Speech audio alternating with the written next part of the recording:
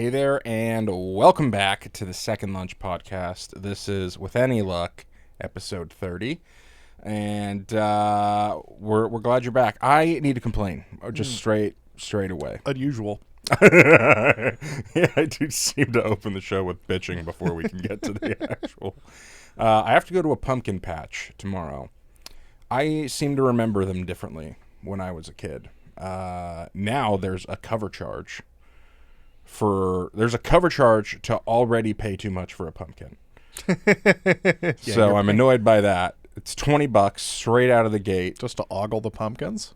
Well, no, there's other stuff going on now. They've made it a whole thing. There's a whole bunch of... They have like a corn maze, or like, what are the activities? Yep, corn maze. Okay. There's like little trikes you can ride around. There's a guy in a tractor pulling a thing. There's also apple cannon, which I do love. We were talking about this a little bit earlier. I love that the potato gun is illegal, but they're like, well, it's not a potato gun if it's shooting apples. Right. Yeah, classic legal loophole right there.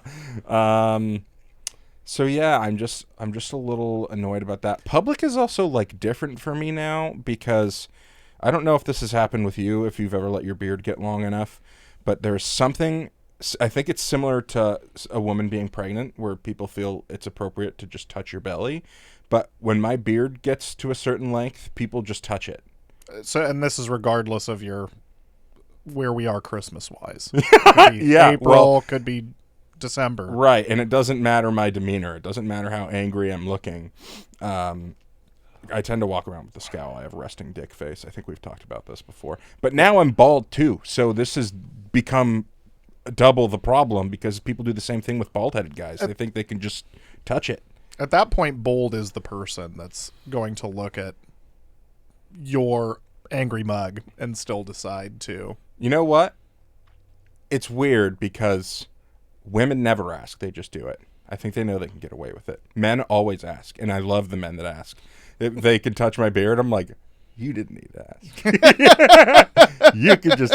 I think I also don't care if people touch me. Like, you have a very don't touch me kind of vibe. Yeah, I mean, yeah, for the most part, for sure. I mean, I hug my friends, there's a certain, like, consensual, like, yeah, right. I'll come in for the hug, but yeah, being touched when I'm not expecting it, I'm a big touchy guy. Even when we were in Vegas, this is more about my mental health than that, but we were at one of the buffets, and there were so many people milling around. I was like, I got to get the fuck out of here. Oh, I thought you were going to say somebody touched you. I was like, that is an inappropriate place. I was like, no, these people are all too close to touching me. My food, I'm done here. I'm going to go sit at a slot machine. Do I want the potato salad or who is touching my butt? Definitely a time when you feel least secure about your body to be getting touched by people is when while you're slamming desserts. You're looking at 12 things you're going to eat. Yeah, well, I ate 20 crab legs at Caesar's Palace today. Yeah, I'm a big touchy guy with my friends. I don't just touch random people. But I guess like it doesn't bother me when people touch me. I've had a lot of people come up to me like in public where I like didn't know somebody I knew. It was like at a Mariners game or something. And like grab my ass or like come up behind me and start rubbing my tits or something, and I just kind of do it back. Even if I can't see who it is, I'm like, whatever, I'll roll with this. It's all about improv. Yes, and you know what I mean. See, I feel like I would get exploited in that scenario because I don't remember anyone I've met. And so it's like somebody's doing that to me, and I'm like, I assume I know this guy because who else would be doing this to me? I was sexually assaulted. You seem to be consenting. Well, I thought maybe that we knew each other. I thought he might have been a coworker from somewhere or something. Maybe a Subway employee. I forgot. Oh, so yeah, I don't know. I'm that is a bit of a racket. Weirder about getting touched now. What was I originally complaining about? The pumpkin patches. Pumpkin patches. Yeah, that is definitely a bit of a. Yeah, here's the other thing I can't stand about pumpkin patches is everybody's got a fucking uniform there. All the dudes are wearing flannel, and I don't know if it's because somebody told them they had to. Everybody's in their fall ensemble, I'm the only guy in a Buck sweatshirt, and I'm just saying it's kind of bullshit. But let's jump into Tinderella. I know we got a busy one today. Yeah. All right. How deep can water be before it starts to freak you out? I was thinking about this because I saw a commercial where somebody dove into the deep end of a pool, and I just started shivering. I was like, "Oh, that is too deep. That's it." Oh, it was like 20 feet, and I was like, "That's too far. There's no reason to ever go more than 6 feet down. Even 6 feet is pushing it. Why?" See, well, so are your concerns about drowning, or are your concerns what lurks beneath? I don't know, because even in a pool, like even if I've been in the deep end of a 20-foot pool, and I can swim. But I don't know. There's something like in my toes. I feel like something's going to pull me down. Maybe gravity. I don't know. But I'm going to lose some buoyancy. really freaks me out. Like, what if something does happen? I just forget to swim and start sinking. Yeah, I'm at the bottom of 20 feet. Yeah, I will say that it varies for me a bunch, because I'm not as concerned about the drowning, but definitely getting brought under the water by the creature from the Black Lagoon. Also, I remember a few years ago at Green Lake, which I've swam in many times, they found a bunch of like rebar sticking up underneath, like where the people dive in. Oh, God. Oh, God. So even beyond, if it's not the Loch Ness Monster, it could just be like corporate malfeasance or whatever, like negligence that just gets your leg. But like, not at all a mythical creature, just classic rebar through the calf. It seems more like you want it deep then. Yeah. The negligence lies deeper. Good point. The closer to the surface the rebar is, you are a bigger risk.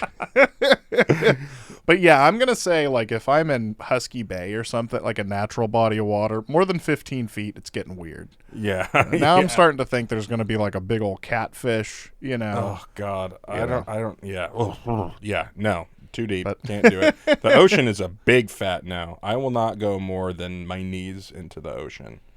See, I'll wander out away. But the thing is that the ocean has a natural deterrent, which is being cold as shit. Also, at least where we live. Yeah, sure, but I'm not going to get into shark depth before the cold water is going to drive me back. You can really only get to your balls by the time you realize it's a bad idea. Yeah, I used to swim in Golden Gardens when I was a kid, and I just don't know how I pulled that off, because now that's so fucking miserable. Yeah, or like balls are really an outside thermometer. Pre-bad circulation. It's pre-something. It's temperatures were different back then. But yeah, that's my maximum. Yeah, your blood was just flying through your toes in those days. Exactly. Speaking of toes, how long do you wear shoes until you throw them out? Too long. Really too long. Seems like there's two types of people with shoes. The people who couple months and they got a new pair, and then me, I go until I can feel the ground touching the bottom of my, like, I've had it where like the lip on the front of my shoe is detached and is kind of flopping backwards. Oh yeah, right. Not a problem. Yeah, I'll walk on that. It's like a sandwich without cheese or something. Now it's just a stack of things. Right. It's not even really held together. An extra thing for me to fuck with when I'm bored. I'm not gonna get rid of that. Yeah. But yeah, I wear the fuck out of my shoes until basically you with your car, how you're determined. It's basically gonna have to die before you get rid. That's me with shoes. Yeah, I definitely did that with shoes for a very long time. Nowadays, I try to keep a good amount of nice shoes around, but no shoes truly get retired for me, because everything just turns into dad lawn mowing shoes. Especially when you've got two dogs. Like, there's enough times, I try to clean up beforehand, but there's enough times you step in poop in those lawn mowing shoes and you just go, forever unclean. They've seen too much, If for no other reason, it's like the soldier who survived war too long. Like, I can't send you out for another tour. The PTSD is too thick. And yeah, so I probably have like 3 different lawn mowing shoes, which is obviously unnecessary. That's hilarious. But they're all a couple of dog poops away from the forever unclean. Yeah. Either I got to take a toothpick to the bottom of this and get it out of the tread, or these are going in the exactly. Well, yeah. If I've saved up a couple, then there's a point where like you have a really heinous situation. You go, I'm just bailing. It's like getting sick or so. Like I've told you about this, getting food poisoning and getting ill in my sleep, where it's like, no, these clothes are done.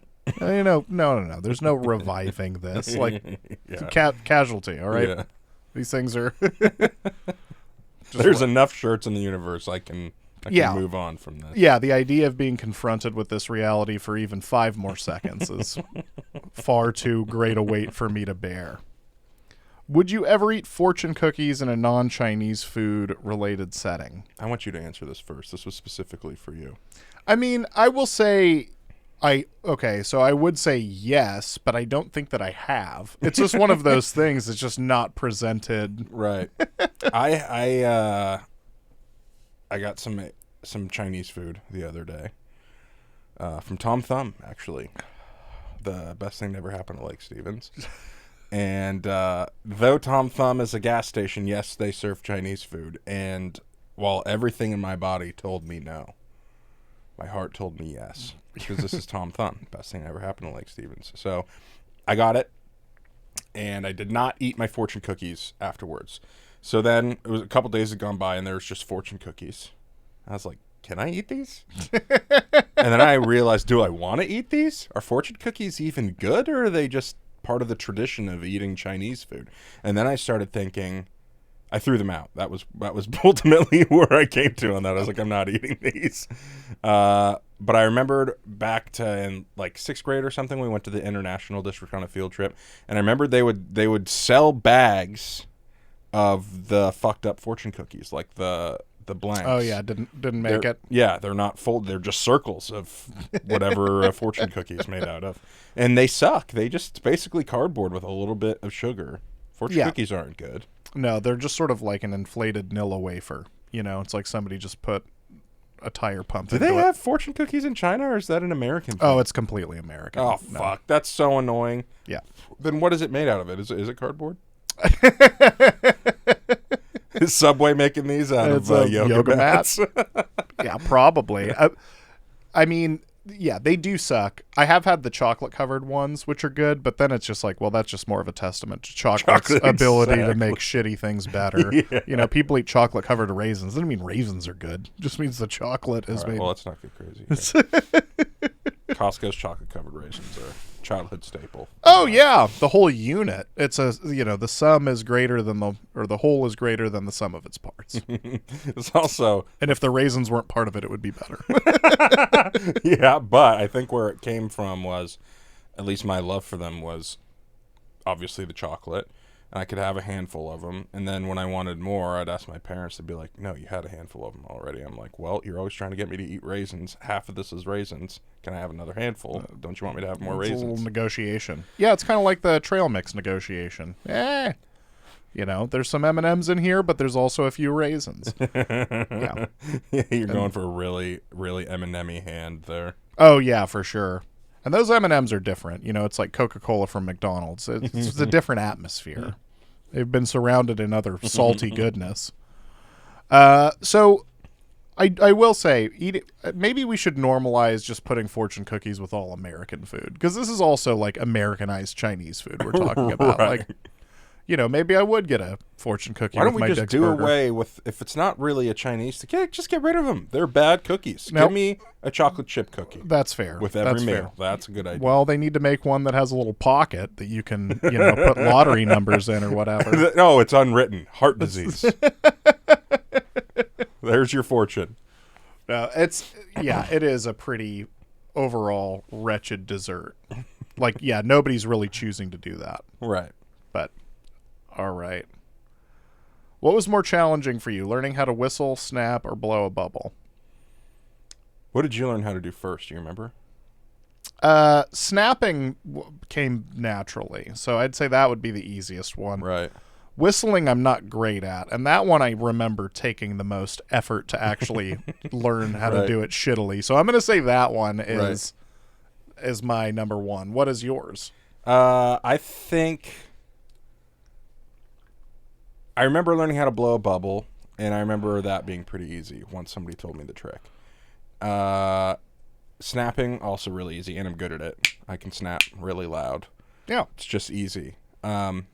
I was thinking about it because Novelli, friend of the pod, listener of the pod, he hasn't been on yet, but he will. he he couldn't do any of those things. He may not be able to do them even still, but it was really funny how he would try and whistling. He would just make the O and go ooh, which always made me laugh. I never even saw him attempt to blow a bubble, because once I found out he couldn't, I would ask him to every once in a while, like, just try, because I wanted to see what the failure looked like. For some reason, I don't know. He couldn't snap either. He would just kind of do this, like almost clapping. Yeah. Couldn't figure it out. So that's what made me think of it. But yeah, snapping's easy. Whistling took some time, especially figuring out how to make it not just one. Yeah, exactly. One tone. Yeah. Yeah, whistling absolutely the hardest, and the one I'm still worst at of that grouping. Oh, have you ever heard Billy Joel do the fucking Stranger? No. You're like, how the fuck are you whistling that? This whole intro is like 30 seconds. This has to be fake. Yeah, Andrew Bird can basically whistle like a bird, and I saw him live doing shit on his loop pedals, and was just, every time I'm whistling good, I start smiling, and it ruins it. Yeah. So I really don't. The tragic irony. All right, should we move on to headlines? Let's do headlines again. I just want to make sure our listeners are educated on the news and the goings on in the world. I think it's our responsibility as the human race to really just know what's going on. Man arrested after faking heart attacks in 20 restaurants to avoid paying bills. So I'm wondering, I really am curious what the breadth of different restaurants he hit was, because how do you get away with 19? How did 20 become the one? Right? Are they rounding down is what I wondered. This is in Spain, so I don't know. I mean, it probably wasn't a bunch of burger joints. But this is what makes me think it was like a community effort where they were like, isn't that guy? You know, yeah. It was like, you know, eventually the group gets together and figures out, but you definitely can't go to the same restaurant or even the same chain. I mean, I doubt that they're worried, but I'm sure there was a meeting where they're like, all right, we had a guest have a heart attack, and obviously we comped the bill, but just so you guys are aware. Well, yeah, that's a lot more than like there's a fly in my soup. Like a heart attack, there's going to be fucking medical personnel, and like it's going to be a whole thing. And what about Restaurant 13? They must be like, God, this guy survived 12 of these already. This has to be it. Yeah, they all know. Like, shit, man, this guy. It's only on the 20th one where they're like, oh, bullshit. Turns out after 1970, he's like, I don't know. I think he's fake. Then they're like, no. We'll see. If he gets to 20, then maybe we'll call him on it. There's a gullible village in Spain with 20 defrauded restaurants. It just made me think of when we had the question, what would you fake a heart attack to get out of? Never thought I would stoop as low as not wanting to pay the bill. What is this guy, a Daniel's broiler? How expensive were these tabs? Yeah, I mean, I could understand, like, oh, God. I mean, obviously, desperate times call for desperate measures. You're hungry, you got to do what you got to do. But you're hitting up these restaurants and then faking the heart attack. You don't strike me as a person in need at that point. True. Also, was he dining alone, or was there somebody complicit in this? I don't know. I'm always counting. You have like a partner. Yeah, I'm always suspicious of somebody dining alone. I don't know why. It's not fair. It's just me being like, there's something weird here. Well, probably just because I don't have the courage to do that. I used to dine alone when I had to work on. I used to travel for work constantly. So you're telling me you've had 19 heart attacks? Well, no, I'm telling you that I was always like, I bet everyone in here thinks I'm weird, and now I know. At least now I know that it's the reality. Yeah, me just trying to eat a meal on the company dime. Unless you're wearing sunglasses. I don't know why. If you were in there alone wearing sunglasses, it'd be like, oh, this guy probably just got done with a job. Somebody wearing sunglasses inside eating alone, that's the last day on earth. Oh, you're rich. You're definitely wealthy. No, that person is absolutely committing some sort of domestic terrorism within the calendar month. Like, so you can't wear those in here. Yeah, you're gonna have to take those. It's either that or he's like Nicolas Cage. Nicholson. It's like Nicolas Cage in Leaving Las Vegas, where he's just drinking himself to death. So might as well wear sunglasses inside. I'm gonna order my first 8 gin and tonics right now. Pure nihilism. All right, Indonesian man. That's really not relevant. I don't even know why I read it. It could have just said, man becomes a millionaire after a meteor worth $1.8 million crashes through his roof. Talk about fucking luck. That's better than winning the lottery. What are the odds? Well, certainly from an odds perspective, very low. Because I think only one person has ever, in like recorded human history, been struck by a meteor. Now, obviously, your house is bigger than you, but the likelihood there is very low.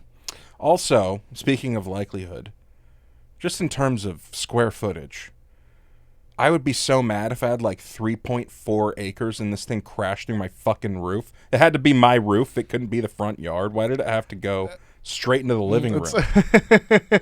I think that, that's a good point, but also that takes $20K off the top. You're overstating the average person's holdings. You saw that meteor explode in Russia. 20 acres, 3 acres. No acres for the. No, I saw where those folks were. No, they were living in apartments. That's all. It's fine. 1.8 million. It says when he was interviewed by local media, he said, "When I lifted it, the stone was still warm, and I brought it into the house." So there's already some speculation about what kind of roof this crashed through. If it went through the roof into the garage, I can live with that. That's better. It doesn't fuck up the carpet. I don't have to replace shit. You got $1.4 million now, so. The sound was so loud that parts of the house were shaking, too. The man was reportedly given multiple offers and negotiated to receive the equivalent to 30 years' salary for the rock and enough to build a new local church. I think I would start believing in God, too, if that just came flying into my fucking house. That's definitely divine intervention. 30 years' salary. Unless that guy's an asshole. Who's buying this, though? They say 4.5 billion, estimated to be 4.5 billion years old. Yeah, so I don't recall what the sort of research efforts that go into it that make them so valuable, but they had a whole like Discovery Channel show, some like fake reality fucking bullshit show of just meteorite hunters, and these folks looking for very small things because they're metal, so any sort of magnetized rod will pick them up, but even tiny ones would be worth a couple $100. So yeah, something huge that's still got heat on it. I'm not surprised, but yeah, I should have done that research before this. What makes meteorites so expensive? Yeah, who the fuck it's is the who's buying paying for it, because obviously the rarity is. That's also really like when you testament. see somebody buy like $2 million pair of Nikes or something. You're like, fucking who and why? Well, see, I do think it's a little different though, because that is like because one's really fucking old. Well, that's like rich guy with too much money, and it's just it's like art or buying really rare liquor or something. The rich people set almost like a scam market for themselves. And what else are you going to spend your money on? Right. I do think with the meteorites, there's more of a research element to it. I just don't recall. I'd be so worried about insuring that. How do you call your insurance company and like, hey, I really need... I'm going to have to up the coverage. Well, by about how much? 1.8 million more. For what? Well, I got a really cool rock. Well, and you brought up it crashing through your house. Like, well, I got you on the line. Yeah. Also, this thing took out my fucking... Is that in my... And you mentioned believing in God after that. I recall in insurance contracts, they have what's known as a force majeure clause, which is basically like an act of God clause, which means, we won't pay out on crazy shit happening. I'm guessing that's under force majeure. Like, meteor crashed into house. Like, no, sorry, dude, that's not a normal insurance claim. And I just had my roof done. Just my luck. All right. Airline forced to book an extra flight after a group of sumo wrestlers made the plane too heavy to fly.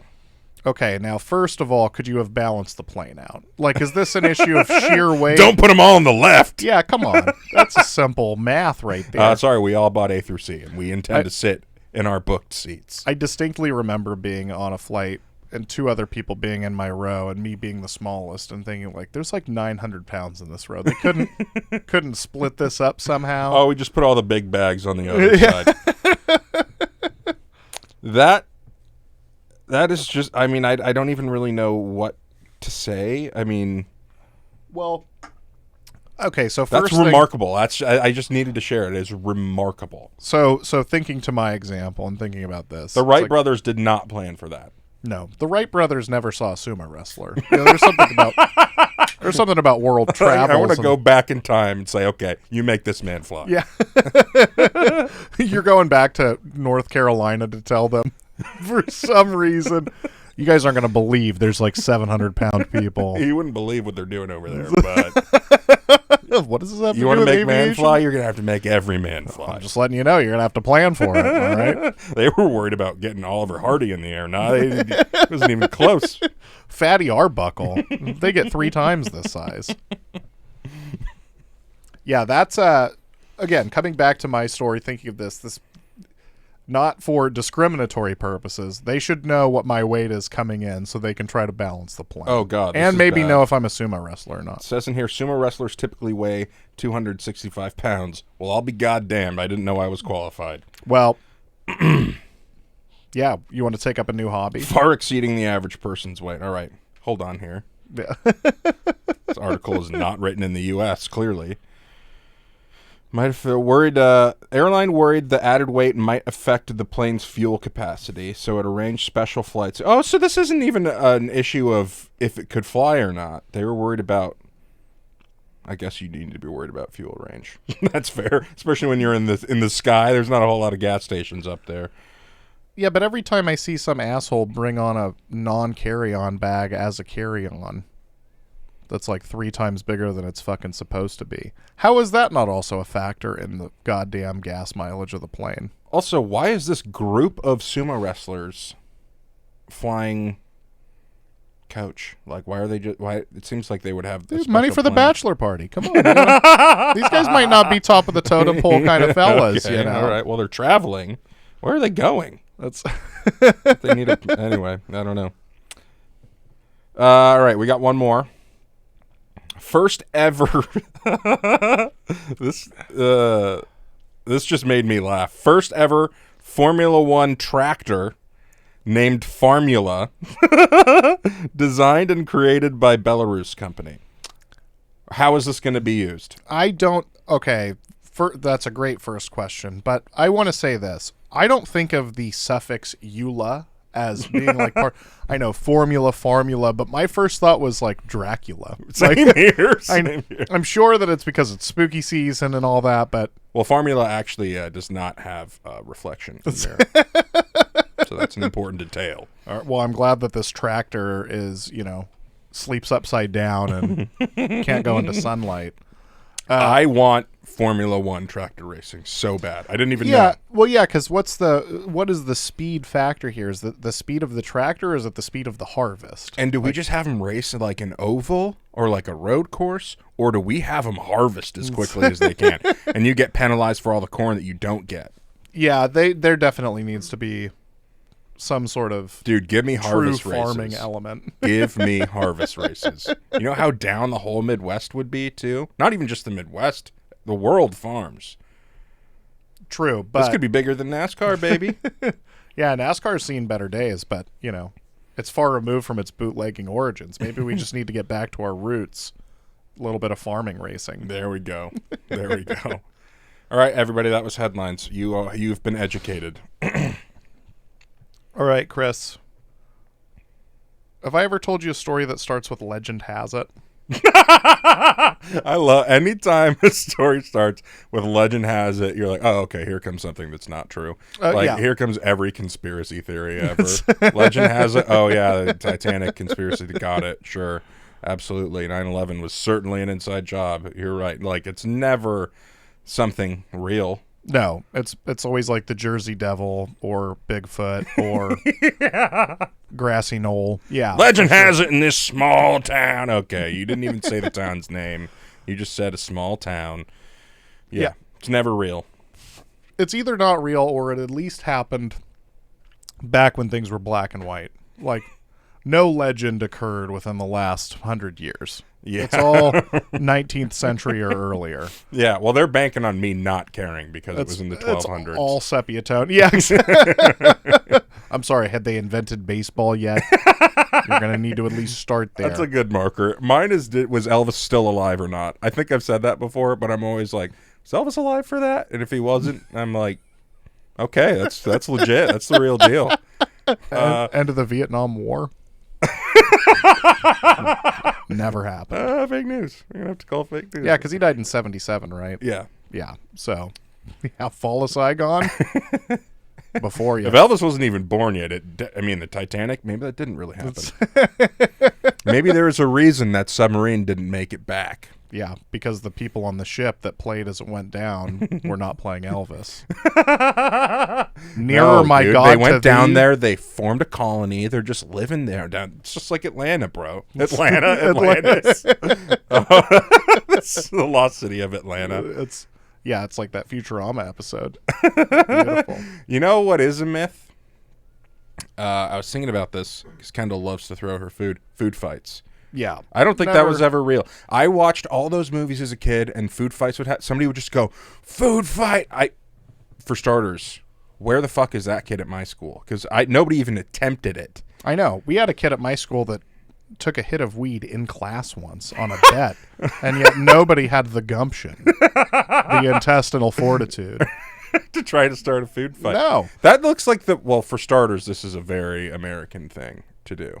Just throwing food as weapons. Yeah, you have such excess. You're weaponizing your hot dogs. Yeah, I think that's a factor, but also it's an American thing to not want to do a food fight because you're so fat and you don't want to waste your food. You're like, I'm not throwing a chicken nugget at that guy. About these baked beans. Yeah, exactly. Okay. Question about a food fight. In a hypothetical food fight, is it preferred to have Mashed potatoes.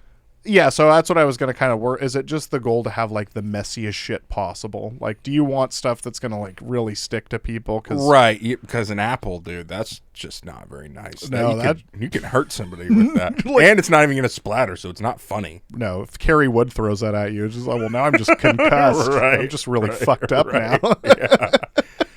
Yeah, that's a good one. What do you want to? Yeah, I mean, stuffing maybe that would be a good one. Yeah, just a vat of gravy. Just vat of gravy. Yeah, I always liked like in movies you would see somebody with the cafeteria tray, like using it to like launch stuff, like a catapult. I would have been that guy. You need some serious like forearm strength to have the whiplash necessary to use the right. Yeah, I mean, I would be using the cafeteria tray, but it would be as a shield. Yeah, for sure. I'm coming in like SWAT behind my. It does seem like a particularly chaotic thing to do. Like even in a world where I've seen many a street fight and bunch of bullshit happen. Throwing a bunch of food around just seems, like too much somehow. Yeah. Seems felonious. I'm also trying to think of what ever started these food fights. It seems like it was always somebody said something kind of sassy, and somebody had just had enough of it and like threw a carrot. See, it starts small, and then everybody's like, "Finally!" Yeah, I think that would be me too. After having seen all these examples of food fights and never getting the chance, it takes one errant carrot for me to. It does say there's probably something to be dissected there about what it takes to be like a cult leader versus a cult follower. Like what it takes to, start the food fight versus be like, fuck yeah. So you're saying Manson started a lot of food fights? Yeah. I think Manson had a few chili dog fights.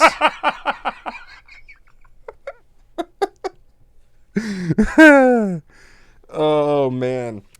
It's funny, though, watching Kendall eat, because the way that she announces that she's done eating is she just picks up her bowl and throws it on the ground. I mean, that's very effective. And then farts. And it's like, I respect the hell out of that. That's incredible. So is it, last time this happened, is the food always actually finished, or never. Is it? It's never finished. Yeah, and Moose is loving it. Oh yeah, this is Moose turf right here. Yeah, and we're a big no dogs in the kitchen type of family. Yeah, and he's really it's got to be it has to be difficult conceptually for a dog to know where the kitchen ends and starts. The thing is though, we are the same way because they'll just get trampled underfoot. Mm-hmm. I don't even have the kitchen space to have you guys in here. Yeah. I love you guys. I can barely have Ashley in here. Yeah. Yeah, we have a galley kitchen. Like I can't. But at our prior house, living room was carpet. As soon as you started going into the kitchen, it was laminate. Mm-hmm. So Loki knew if she heard her There you own go. nails, There you you know, go. it was like, okay. But now they just kind of know the fridge. The fridge is where they don't go. They figured it out because everything in our house is hardwood. But That loud metal box. Do not go past that. no, they're always wandering around trying to get a fucking L&I claim filed. You know? Jesus Christ, guys. Loki, we cannot pay for another one of these. I know, right? I've already removed your spleen and got you a bionic knee. Like, this is the most expensive mutt of all time. God, spleen has to be one of the funniest words ever. Spleen's a good one. Because if you were a cartoon character who got, like, smashed in the gut with a football, what's one of the funniest organs you could be like, ow, my whatever, you know? Gallbladder. Gallbladder's good. Yeah, Big anything time. bladder, it's got bladder in them. But, you know, you can't, my lungs, you know, that's not. Spleen, though. All right. Now you're cooking with something. Yeah. I wonder what that is. There's something to be, there's some linguistic quality to spleen. Speaking of Kendall, actually, I think I broke her last week. I feed her bottle in the morning, and this was a day that I had her all day. And I feed her a bottle in the morning, and then usually when she's done, she likes to play with the bottle a little bit. And then she goes on to playing with her toys or whatever. On this particular day, I just did not feel like washing her bottle between, so I just gave her another bottle. But I left the first one by where we sit when I give her bottle. So anyway, get to her second bottle. She finishes that. She wants to play with the bottle. She's having a ball. And I'm like, you know what would probably make this even better for her is if she had two bottles. And so I gave her the other bottle. And when she saw she had two bottles, I've never used this word in a sentence, but I can't think of a better time to use it. She was flabbergasted. She was completely... A true embarrassment of riches. Well, I think it just shattered her perception of reality because before that, she thought she had one beloved bottle, but now... Yeah, she's like establishing object permanence. Like, yeah, but now she's like, was there a fucking decoy? Like, what was in this other bottle? is there a third? I know, a lot of questions, There is a Kendall. third. She still doesn't know that. I'm terrified now because from then on, she clung to me in fear. She just started bawling immediately. Yeah. And was like reaching for me. And so what's in the fucking box?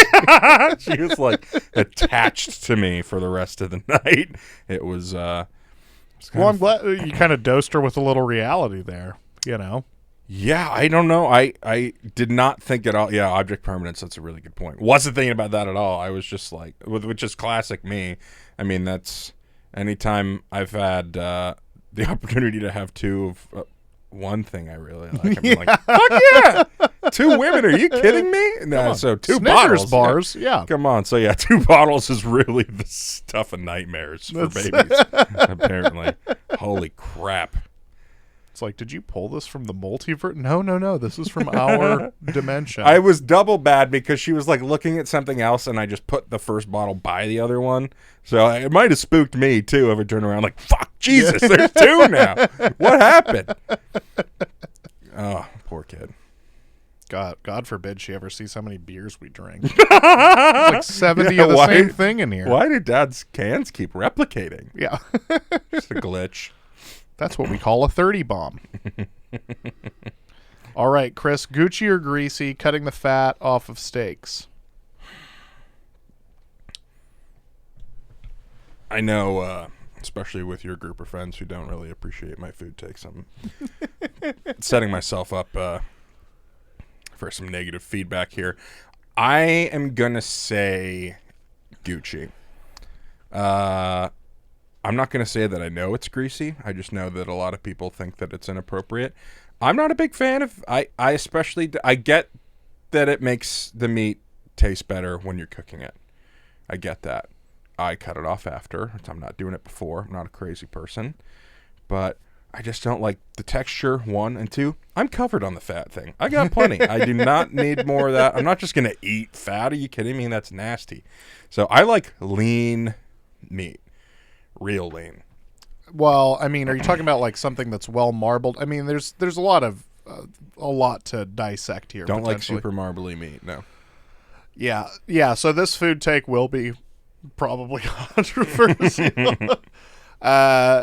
Yeah, I mean, so my favorite cut, I go to the ribeye. Ribeye is my favorite steak to cook. Nice fatty cut. I almost never remove fat, but there are times where it just gets too real in the field. Yeah. So I would say largely greasy, but that does not mean that it's no holds barred. Like, because also or you get one of those corners that's like, yeah, there's a difference between like marbled fat or like, with the ribeye, you get the ridge on the outside that tends to be fattier, and sometimes there's fat separating that from like the inner part. That can, like, that's very tasty. Don't get rid of that. But I have seen some where it's like, oh, the fat has gotten out of control here. Like, this is like a threat. And that is the other thing that happens with, and this is not a steak, but it's in that realm, is I've made a lot of prime ribs over the years. And sometimes you get them where there's just like a cylinder of fat. Like, again, it's not marbled. It's not running through it in a flavorful. It's just a fucking chunk of fat in the middle. It's not making it softer. It's no, it's just there. It's like fucking tallow, or excuse me. It's like that hard fat that you turn into tallow that you render. Like, this is, So I disagree, but also, I do it sometimes. And there are times also where you've just got just a shit piece of meat. But a lot of the times those don't even have fat. Like, my dad would occasionally buy a London broil because it's like $1 a pound. Right. And then just barely cook it. But that's no fat. That's like if you cook it to medium rare even, it just turns into boot leather. So, that's a tough one. I'm not saying I cut it all off either, but if it's you're talking about the easy to reach. Yeah, if it's like kind of falling off even, I'm like, it's not needed. Don't need that. All right, we've still got some time here. So, I've got at least one Mike story. You have like a worst first date experience? Oh man. Well, I had plenty of first dates. Not really anything exciting. No, I usually fucked up later on. It was like the second or you were third able date, to and they're like, maintain. okay, this doesn't get better apparently. No, I was gonna say one time, I ate a girl's butt on the first date. Only her butt, which Katie thinks is weird that it was her butt and not her front. But I think it's weird that you called it her front. I don't know. That would be the weirdest part for me. I don't know. I was trying to decide what I was going to call it, and I felt like pussy might have been weird to say. Box, even. I don't know. Anywho, she didn't call me back, so I was like, did I not do it good enough? How do you not do that very well? But I called it her ham wallet. So, that has to be my worst. I always had a good time. Yep, that's not too bad. It was always me having a good time. I guess maybe I was just blind to what was actually happening here. Yeah, if the first date involved you eating some ass, I suppose it wasn't that bad. Not as bad as this Mike first date, in which he immediately got into a drunken car accident and then fled the scene with his first date in the vehicle. Oh, okay. Wow. I wonder what she was thinking anyway. Anybody that is with Mike has to know they may have to flee at some point. So I'm thinking anybody with Mike also understands the rules of the game.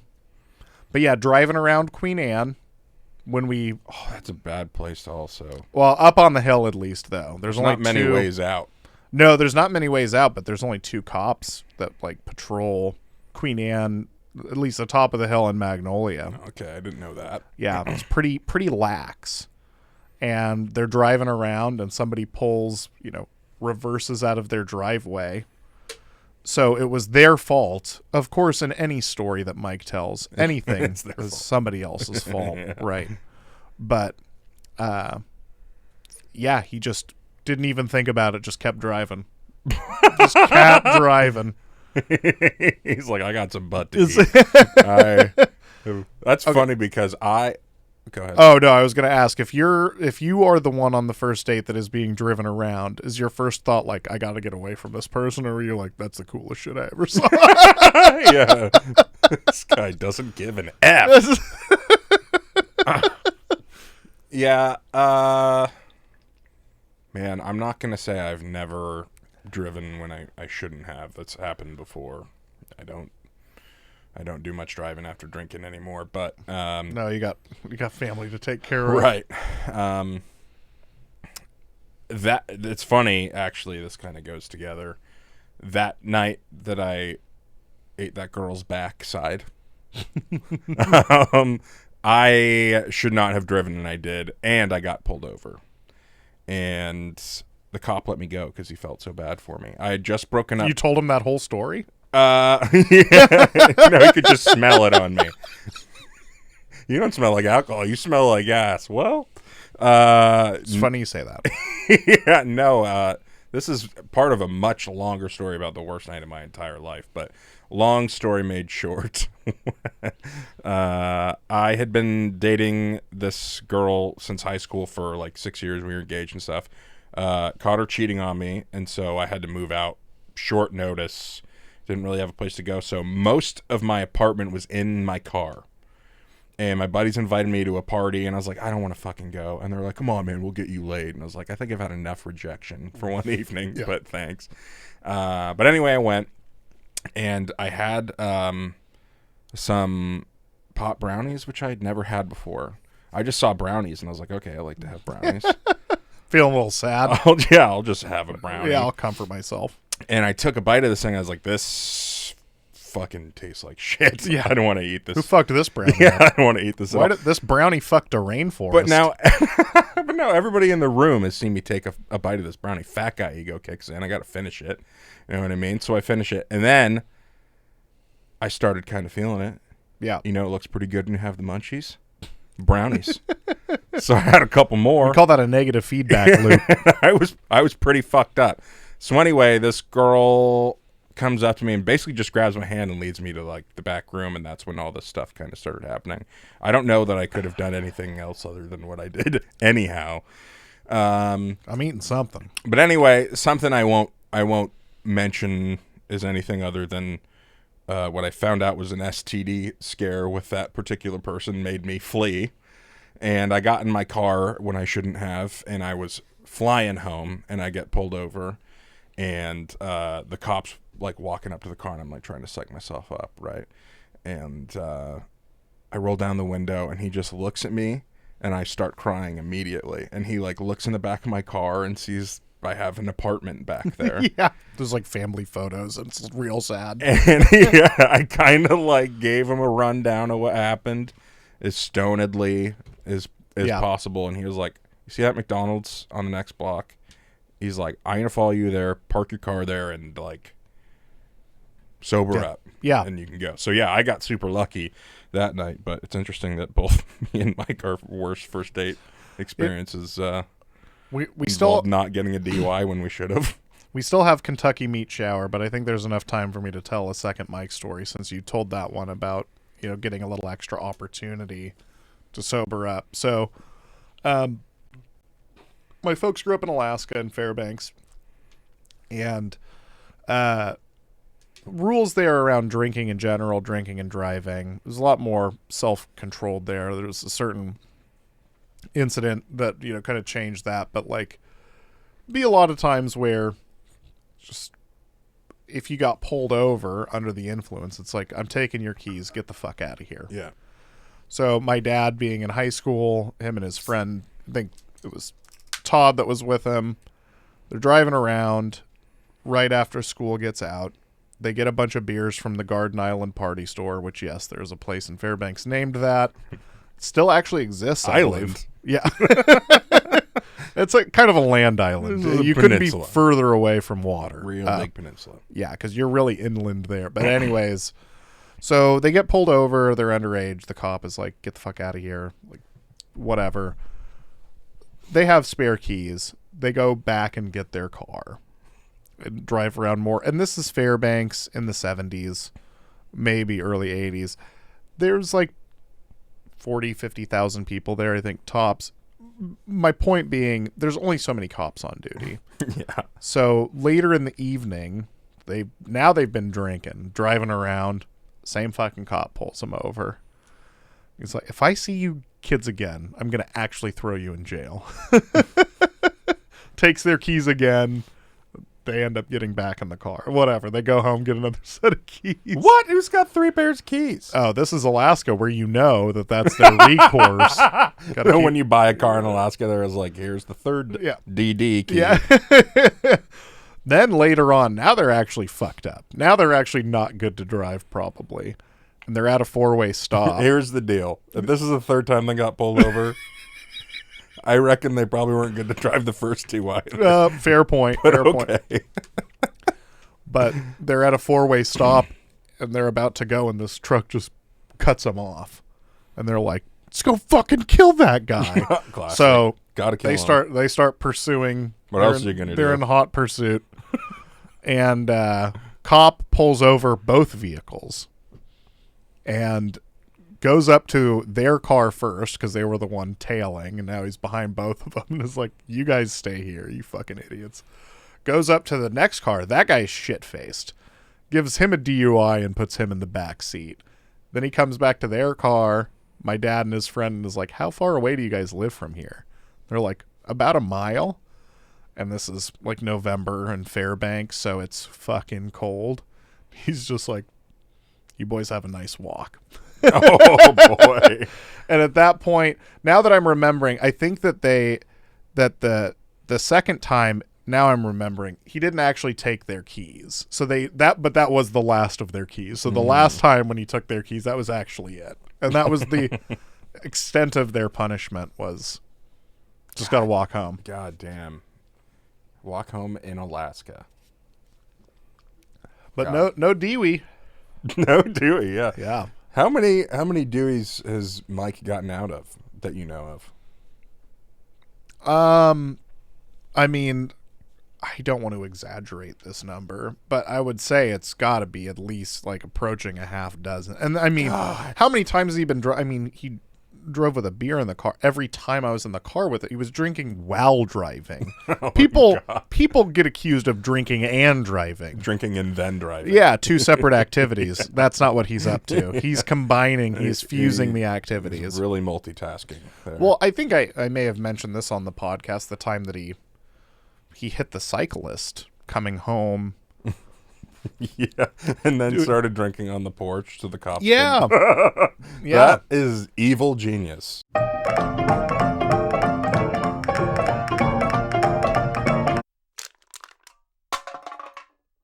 We've got a little Wikipedia page to talk about this time.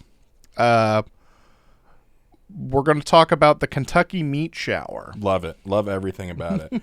First at first blush, not knowing what this is about. All I saw was what it was called, and I sent it to you, and I was like, we have to talk about this. So right. First blush, I was like, this is either people thinking they were in heaven, meat falling from the skies. Are you kidding me? This is incredible. Right. Or something dirty. Yeah, it does sound very much like an Urban Dictionary page. Right. Yeah. Right. Because they... is pee involved or not? That's what I want to know. Meat shower. They always love, like, location... like thing, verb, or whatever. Yeah, like, okay, yeah. You know, the Alaska hot button or whatever. Where it's like, so yes, very reasonable to think that it's some hypersexual thing, but it's not that. It was truly one of those biblical rain events like frogs or something, but with just meat. So was a plane going down and they had to dump all the cargo and it was a bunch of meat or what? So there's a few different reports and a few different theories. So theories? They don't know? No, they don't know. Because this is really the only incident like this that's reported like this. What? Nobody else has a meat incident? Well, like a raining frogs or something. It's like, oh, well, you know, could have been a water funnel. You know, like there are some explanations for that, but... Or like This that one- weird goo thing that happened in, what was it, Centralia? That's well, so that is one of the things that they thought that it could be is, what is it, nostoc? It's also known as like star jelly, just weird green shit that. Yeah, but then weren't people getting super sick that touched it? Oh, that I don't know. That I'm not sure. We'll have to talk about this another episode because I'm really derailing this. Tell me about meat falling from the sky. Was it very fatty meat? Was it well marbled, or yeah. had they cut the fat off? So there was somebody. So most of the pieces of meat were 2 by 2 inches. At least one was 4 by 4 inches, which is a decent size. Why were they cut? Well, that's what's interesting. That's like the descriptions make it sound almost like cubed, Yeah. but I'm sure that they weren't that perfect. But they actually, so the meat appeared to be beef. Then 2 men tasted it. Okay, that is some bold shit going on. I don't right know. there. People eat snow. There's already a precedent set. If it comes out of the sky, it's good to go. I like You wouldn't that. drink rainwater? I like that theory, but I would say that at least people had seen snow twice before they ate it, hopefully. But yeah, the 2 men who tasted it judged it to be lamb or deer. I will say, I think it was Jonathan Swift that said, "Bold was the man who ate the first oyster." Holy shit. Bold was the guy who ate the sky meat. Sky meat guy deserves a blue ribbon in courage. That's insane. Oh. There are people, like, I watch cooking videos. Duck comes out of the sky. I'll watch YouTube videos of, street food in different countries, and it's, somebody's making something and they don't have gloves on, and everybody's like freaking out, like, holy shit, they're not cooking with gloves. Like you ever see Gordon Ramsay with gloves. But anyways, that's a whole different fucking racist. But taking that sort of ideology and applying it to these guys ate sky meat. They just saw some meat fall and fried it up. Dude, anytime I see travel shows and they show like those alleyways or whatever with all the different street food snacks in like China or something, Yeah. I always think, would I eat any of that? Would I try any of like some of that stuff? Just like I don't think I would try any of it. I would try all of that before sky meat. There's no chance. Even if you thought it was beef, Right. I would never think I was that lucky to just have it's raining beef. Yeah. What are the odds? What could and it's perfectly ready to cook. It hasn't gone bad. Plus, if I'm a person in the 19th century and I've got my Bible on, because some of the people did say, Where are they the did think- bones? That would be my question. Yeah, exactly. Who filleted this for me? But beyond that, like, you wouldn't think that this is Old Testament God fucking with you. You're just like, sky meat, boom. Every biblical story is like, well, God gave him the sky meat, and then that was like a test of the fucking laughing fire. They failed that test, obviously, as you can see by the way he smote Gomorrah or what. You're like, it's never that cut and dry. Nobody ever just gets sky meat. Right. So, I am a big I don't believe in God or anything type of guy. Yeah. But every time something really questionable happens, I'm like, this is the devil's work.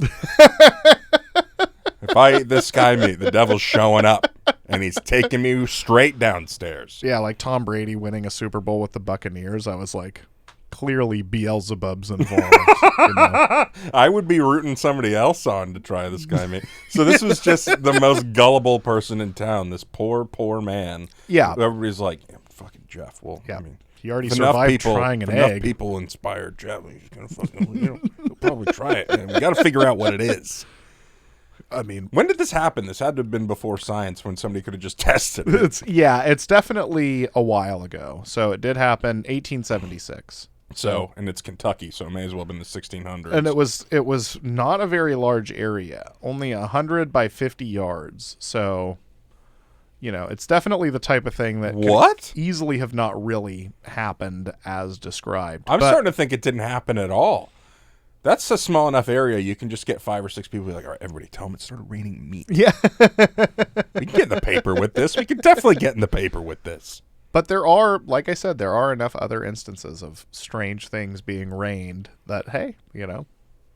You still have your deer meat. It's bad, right? Let's just have a shower. Let's go fuck with some people. All right. I think that's about it. Yeah. Well, this has been a weird episode. We talked about a lot of things. Man, I'm starting to like the Wikipedia segment more and more. Every time we do one, I'm just like, I don't know how it feels for the listener, but I'm enjoying myself with the Wikipedia segments. And this one, basically, the episode names itself, Kentucky Meat Shower. Yeah, maybe that's what we should start doing. Let's propose every episode. Let's propose 3. And let people vote. all 5 dozen listeners. Well, this has been good. Bucks and 6. Damian Lillard's a Buck, if you guys didn't know that.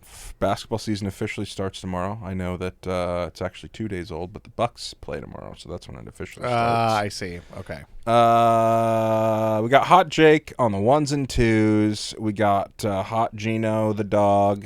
Yeah. On the K9. And we're going to give Gina some camera time. Gino doesn't want to come over here. Maybe Gino next time. Couldn't possibly give a fuck. Oh. But he's a cute boy, everybody, thank you guys for listening, and Bucks and 6. Yeah.